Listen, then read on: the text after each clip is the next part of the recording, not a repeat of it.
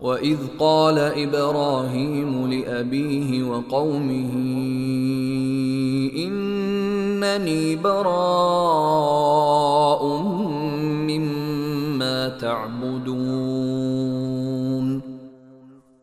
اور وہ وقت یاد کرو جب ابراہیم نے اپنے باپ اور اپنی قوم سے کہا تھا کہ میں ان چیزوں سے بیزار ہوں جن کی تم عبادت کرتے ہو، إِلَّا الَّذِي فَطَرَنِي فَإِنَّهُ سَيَهْدِينِ، سوائے اس ذات کے جس نے مجھے پیدا کیا ہے، چنانچہ وہی میری رہنمائی کرتا ہے۔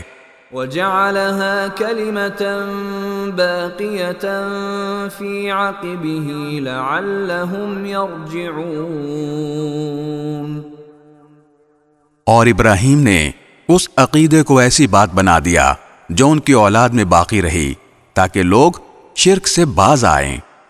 بل متعت هؤلاء وآباءهم حتى جاءهم الحق ورسول مبين۔